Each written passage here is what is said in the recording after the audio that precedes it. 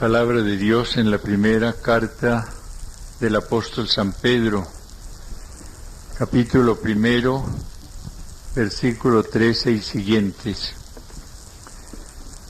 Por lo tanto, ceñidos los lomos de vuestro espíritu, sed sobrios, poned toda vuestra esperanza en la gracia que se os procurará mediante la revelación de Jesucristo.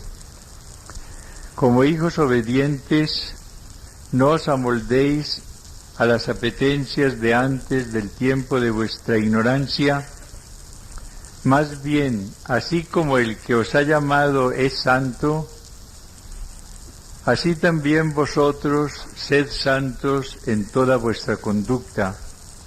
Como dice la Escritura, seréis santos, porque santo soy yo. Y si llamáis Padre a quien, sin acepción de personas, juzga a cada cual según sus obras, conducíos con temor durante el tiempo de vuestro destierro, sabiendo que habéis sido rescatados de la conducta necia heredada de vuestros padres, no con algo caduco, oro o plata, sino con una sangre preciosa como de cordero sin tacha y sin mancilla, Cristo, predestinado antes de la creación del mundo y manifestado en los últimos tiempos a causa de vosotros, los que por medio de él creéis en Dios, que le ha resucitado de entre los muertos y le ha dado la gloria, de modo que vuestra fe y vuestra esperanza estén en Dios. Palabra de Dios. Hacemos, Señor, nuestro acto de fe en tu presencia aquí en medio de nosotros. Te damos gracias, Señor, por todo el amor que nos tienes. Te pedimos que nos des también ahora tu luz y tu verdad. Solamente con tu luz, Señor, podemos descubrir la riqueza de la santidad, y solamente con tu luz descubriremos las exigencias de nuestra vocación cristiana y nuestra vocación sagrada. Padre Celestial, tú eres el Santo de los santos, tú nos quieres santos. Por eso te pedimos que envíes tu Espíritu de santidad sobre nosotros en esta tarde y a lo largo de este retiro, para que esa santidad vaya siendo una constante y creciente realidad en nuestras vidas. Gracias, Señor.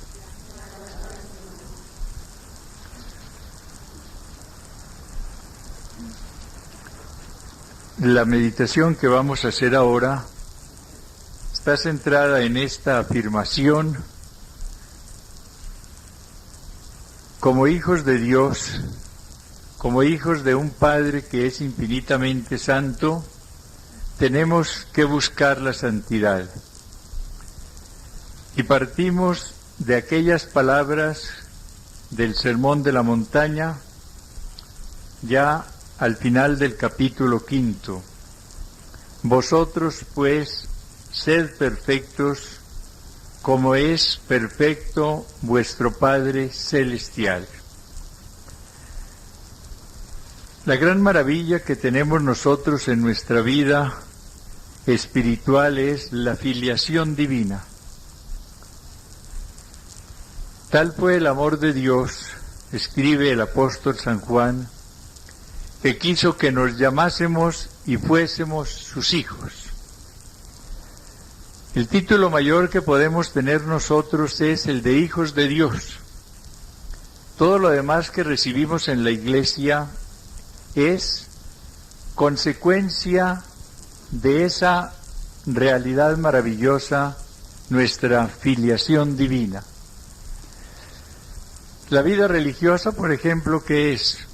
Es un enriquecimiento de esa vida cristiana que recibimos. Es un compromiso especial del Hijo de Dios con su Padre. Pero no se trata de tener a un lado los hijos de Dios y a un lado los religiosos y a un lado los sacerdotes. No. Los religiosos y los sacerdotes somos hijos de Dios que recibimos en la Iglesia una vocación especial. Pero lo esencial en nosotros es la filiación divina. Todo lo demás es consecuencia de esa filiación sobrenatural. Si hijos, somos también herederos, dirá el apóstol San Pablo, herederos de Dios y coherederos con Cristo. Ahora bien, si nuestro Padre Celestial es la santidad infinita, es la suma perfección, el Señor con razón nos dio ese programa: sed perfectos, porque sois hijos, como vuestro Padre Celestial es perfecto. Estas palabras hay que entenderlas. El Señor en manera alguna nos ordenó que adquiriésemos la perfección del Padre. Es un imposible. La perfección del Padre es infinita, la de Dios. Nosotros, criaturas limitadas, nunca podremos tener una perfección infinita. Lo que el Señor quiso decirnos, afirma Santo Tomás, es que debemos tener como meta la perfección del Padre.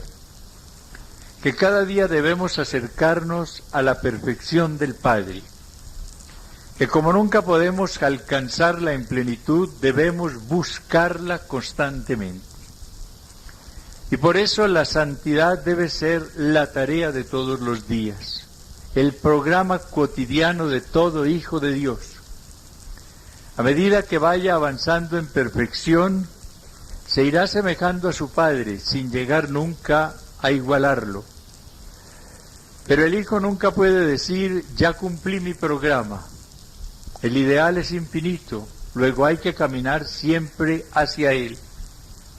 La persona de 10 años, la que llegue a 20, la que llegue a 40, la que llegue a 80 y más, debe estar siempre caminando en busca de la perfección del Padre, cada día procurando ser más semejante a Él.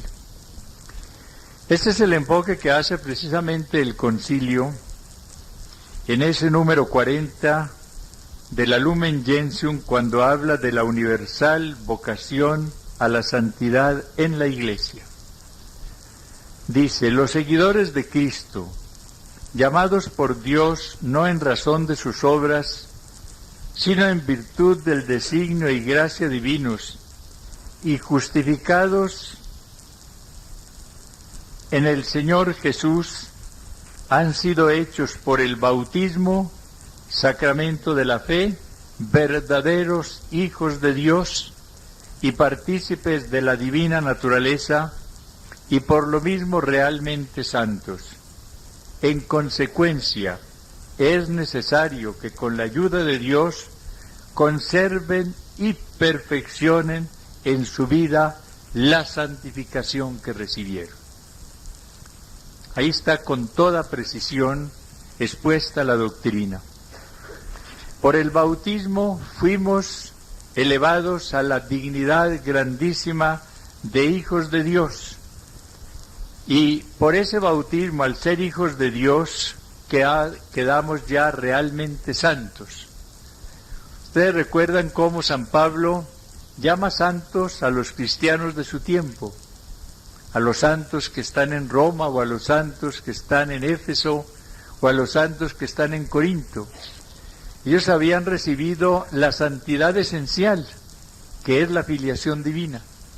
Ellos habían recibido por el bautismo la gracia santificante, se habían convertido en los hijos de Dios y por lo mismo habían quedado realmente santos, pero no con una santidad consumada, con una santidad que debía crecer. Y dice el concilio: en consecuencia, siendo ya hijos de Dios y realmente santos, es necesario que con la ayuda de Dios conserven y perfeccionen en su vida la santificación que recibieron. Y hay que tener presente que para conservar esa santidad recibida en el bautismo hay que perfeccionarla. A uno le ponen una comparación muy sencilla: el que no está avanzando retrocede. Si uno está luchando contra una corriente y no la va superando, la corriente lo arrastra. y lo lleva al abismo. Aquellas personas que se detienen en la tarea de su santificación y que se hacen a una vida más o menos tranquila, que dicen, bueno, yo ya no me mato más, voy a hacerme a un modus vivendi, a un modo de vivir, y se hace a ciertas prácticas de piedad, a ciertos trabajos, a una vida más o menos cómoda. Estas personas terminan generalmente en el pecado. Esa santidad que se detiene empieza a producir un decaimiento, un cansancio en la vida de la persona, que después, cuando se presenta una tentación grave, un momento difícil, las lleva después fácilmente al pecado. Recuerden en esa carta del San Juan en el Apocalipsis al pastor o ángel de la iglesia de Éfeso, ¿cuál es el reclamo del Señor? Le dice, conozco tu conducta, y oigan esto tan positivo, tus fatigas y tu paciencia en el sufrimiento, que no puedes soportar a los malvados y que pusiste a prueba a los que se llamaban apóstoles sin serlo, y descubriste su engaño. Tienes paciencia en el sufrimiento, has sufrido por mi nombre sin desfallecer. No dice pues algo maravilloso, pero oigan el reclamo del Señor. Pero tengo contra ti que has perdido tu amor primero.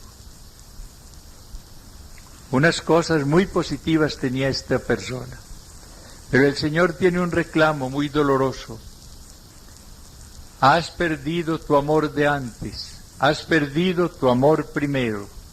Date cuenta pues de dónde has caído, arrepiéntete y vuelve a tu conducta primera. Hay que poner la comparación que ponen muchos místicos. La santidad es como un fuego que necesita estar siempre alimentado. Si deja de alimentarse el fuego, vemos cómo empieza a decrecer, empieza a perder intensidad y poco a poco va convirtiéndose en frialdad. En esto de la santidad hay que estar siempre en una continua actitud de lucha, de esfuerzo, de crecimiento. Yo creo que la gracia que vamos a recibir muchos en estos santos ejercicios va a ser esa, la de descubrir que tal vez se ha perdido el interés de antes, el amor primero, el fervor de otra etapa. Recobrar ese fervor para que empiece de nuevo a encenderse el fuego del amor al Señor y la santidad vaya siendo una realidad cada vez más positiva en todos nosotros. En la vida consagrada puede la persona caer en esa situación tan terrible de la tibieza.